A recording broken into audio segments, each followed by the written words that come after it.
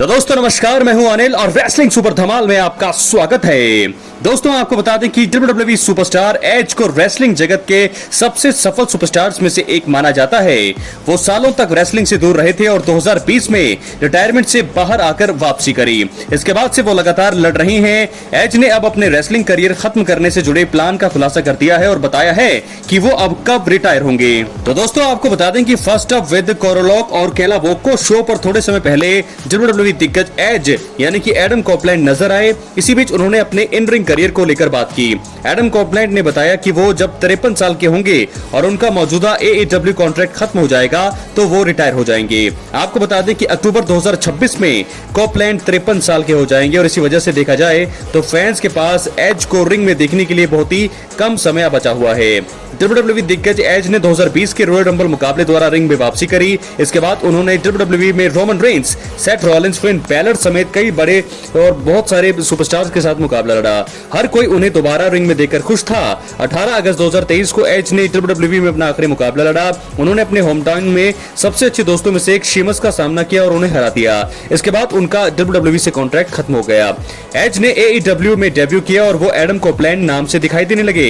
इसके बाद से ही एज ने AEW में काफी अच्छा काम किया है, लेकिन वो बीच में कई बार चोटिल भी रहे हैं। अभी भी वो चोट के कारण बाहर हैं और अभी वो 51 साल के हैं और अक्टूबर 2026 तक वो 53 के हो जाएंगे। देखना होगा कि इसके बाद पूरी तरह से रिटायर होते हैं या फिर अपने करियर को आगे बढ़ाने का वो फैसला करते हैं। कई बार देखा गया है कि रेसलर्स अपने रिटायरमेंट प्लान को पुश करते हैं। कुछ ऐसा ही यहाँ पर एज भी करते हुए हमें दिखाई दे सकते हैं। क्या है आपकी राय अपने कमेंट बॉक्स में जरूर दें दोस्तों।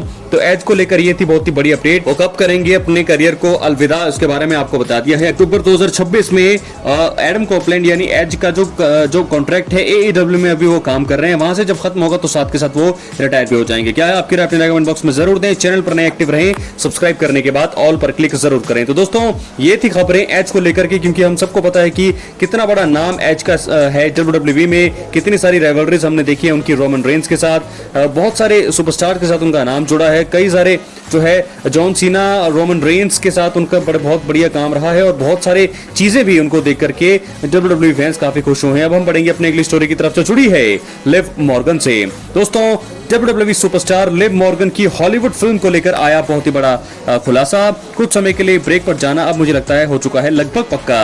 आपको बता दें लिव मॉर्गन पिछले कुछ दिनों से काफी चर्चा में चल रही हैं। आपको बता दें वो कुछ समय के लिए WWE से दूर जा रही हैं। लिव मॉर्गन को हॉलीवुड की एक बहुत ही बड़ी मूवी में कास्ट किया गया है। अब उनके रोल के बारे में और भी जानकारी सामने आई है। रिपोर्ट में फिल्म के बारे में भी बताया गया है। मॉर्गन को लेकर अब धीरे धीरे बड़ी चीजें सामने आ रही हैं। लिव मॉर्गन ने खुद कहा कि वो कुछ समय के लिए WWE से जा रही हैं। डेडलाइन ने बताया कि वो live bad lieutenant Tokyo movie का हिस्सा बनने वाली हैं। इस फिल्म की शूटिंग मई में शुरू हो रही है, जिसमें कई टॉप सुपरस्टार शामिल होंगे। इस फिल्म में लिव मॉर्गन का रोल भी तगड़ा बताया जा रहा है। इस फिल्म के डायरेक्टर ताकाशी मिके हैं और इसे डाउसुके टेंकन ने लिखा है। ये मूवी बैड लेफ्टिनेंट के बारे में होगी। तो ऐसे में लिव मॉर्गन जो है उनको अपना टाइटल छोड़ना पड़ सकता है। रेसलमेनिया 41 लिव मॉर्गन और रॉकेल रोड्रिगेज के लिए अच्छा नहीं रहा। बेकी लिंच और लायरा वेलकेरी ने मॉर्गन और रॉकेल को हराकर वुमेन्स टैग टीम चैंपियनशिप अपने नाम की। हालांकि लिव और रॉकेल को चैंपियन बनने में ज्यादा समय नहीं लगा। रेसलमेनिया 41 के बाद रॉ के पहले ही एपिसोड में लिव और रॉकेल दोबारा चैंपियन बन गई। अब लिव मॉर्गन मूवी के लिए जा रही हैं, तो मुझे लगता है कि उन्हें बड़ा कदम उठाना पड़ेगा। रॉ के आने वाले एपिसोड में वो चैंपियनशिप छोड़ने का ऐलान कर सकती हैं।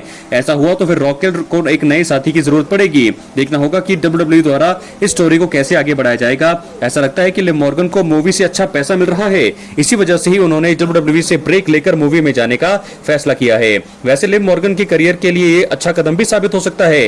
वो बहुत ही सुंदर है, तो हॉलीवुड में भी अपना सिक्का जमा सकती हैं। खैर अब देखना होगा कि लिव मॉर्गन को लेकर आगे क्या अपडेट सामने आता है, लेकिन जो अपडेट था मैंने आपको बता दिया है। क्या है आपकी अपने कमेंट बॉक्स में जरूर दें। इसी के साथ हम बढ़ेंगे अपने अगली स्टोरी की तरफ जो जुड़ी है one last time John Cena versus Randy Orton से। तो दोस्तों आपको बता दें कि बैकलैश 2025 में जॉन सीना और रैंडी ऑर्टन के बीच अनडिस्प्यूटेड WWE चैंपियनशिप के लिए मुकाबला होगा। इस मुकाबले को लेकर फैंस काफी ज्यादा एक्साइटेड नजर आ रहे हैं और अभी तक इनकी राइवलरी में रैंडी ऑर्टन का दबदबा देखने को मिला है। 8 सालों के बाद इनके बीच WWE रिंग में मैच देखने को मिलेगा। खैर अब इनके मुकाबले को लेकर कंपनी ने एक बहुत ही बड़ा बदलाव किया है, जिसकी उम्मीद पहले से ही की जा रही थी। तो आपको बता दें कि वो बदलाव क्या है। रेसलमेनिया 41 में जॉन सीना ने कोडी रोड्स को हराकर अनडिस्प्यूटेड चैंपियनशिप अपने नाम की। दोनों के बीच बढ़िया मुकाबला हुआ, लेकिन आखिर में जॉन सीना ने चीटिंग करते हुए कोडी को लो ब्लो लगाया और टाइटल से अटैक कर दिया। इसके बाद कोडी उठ नहीं पाए और जॉन सीना ने उन्हें पिन करते हुए जीत हासिल कर ली। जॉन सीना ने अपने करियर में 17 टाइम वर्ल्ड चैंपियन बनकर इतिहास रच दिया है। उन्होंने रिक फ्लेयर को पीछे छोड़ा और अब उन्हें शायद ही कोई कभी पीछे कर पाएगा। बैकलैश 2025 में रैंडी ऑर्टन और जॉन सीना के बीच पहले भी मैच कंफर्म कर दिया गया है। हालांकि कंपनी ने दोबारा इस मैच को लेकर कोई अन्य तरीके से प्रमोट किया नहीं जा रहा है, लेकिन फिर भी WWE ने दोनों के बीच होने वाले मैच को वन लास्ट टाइम नाम दिया है। इसका मतलब है कि दोनों का आखिरी बार WWE में मुकाबला होने वाला है। रेसलमेनिया 41 के बाद रॉ के पहले एपिसोड में जॉन सीना आए। उन्होंने खुद को रियल चैंपियन बताया। उन्होंने एक बार फिर फैंस की जमकर बेइज्जती करी, लेकिन सेगमेंट के अंत होते होते हमने देखा कि रैंडी ऑर्टन ने पीछे से आकर जॉन सीना को जबरदस्त आरकेओ लगा दिया। इसके बाद स्मैकडाउन के एपिसोड में भी हमने देखा कि दोनों का आमना सामना हुआ। दोनों ने एक दूसरे पर जमकर निशाना साधा। रैंडी ऑर्टन ने कहा कि जॉन सीना को बच्चे पैदा कर लेने चाहिए। जॉन सीना ने टाइटल रैंडी ऑर्टन के ऊपर फेंका और उन पर हमला किया। इसके बाद वो टाइटल से हमला करने गए, लेकिन रैंडी ऑर्टन ने उन्हें एक बार फिर आरकेओ लगा दिया। सीना और ऑर्टन की राइवलरी अब धमाकेदार हो चली है। तो ऐसे में Randy Orton John Cena one last time WWE में हमें देखने को मिलने वाले हैं बैकलैश 2025 के इवेंट में, जो 10 मई को होगा। तो ऐसे में देखना होगा कि किसकी जीत होगी, लेकिन मैं आपको इसके बारे में बता दूं कि जो जीतने वाले हैं वो बिल्कुल सही जॉन सीना ही इस मुकाबले को जीतेंगे। रैंडी ऑर्टन अच्छी टक्कर जरूर देंगे, लेकिन अंत में जो चैंपियन होंगे, क्योंकि अभी भी चैंपियन बने हैं, आखिरी साल उनका चल रहा है रिटायरमेंट और जॉन सीना का, तो जॉन सीना यहाँ पर चैंपियन रहने वाले हैं। क्या है आपकी राय, अपने कमेंट बॉक्स में जरूर दें। चैनल पर नए हैं सब्सक्राइब करने के बाद ऑल पर क्लिक करें। तो दोस्तों, John Cena Randy Orton one last time backlash 2025 में आमने सामने होंगे। ये जो है नाम दिया है WWE ने, बहुत ही बढ़िया किया है, क्योंकि इसके बाद तो कभी वो आमने सामने होंगे भी नहीं। और ये भी अब कुछ 7 से 8 महीने ही बचे हैं साल के, और वही बचे हैं जॉन सीना के भी। तो देखना होगा इस मुकाबले में कौन जीतता है। जॉन सीना ही जीतेंगे इतना तो कंफर्म है, लेकिन कितना लंबा ये मुकाबला रह सकता है और क्या इस मैच के बाद जॉन सीना की राइवलरी किसके साथ होती है। अब हम बढ़ेंगे अपने आखिरी स्टोरी की तरफ, जो जुड़ी है रोमन रेंस से।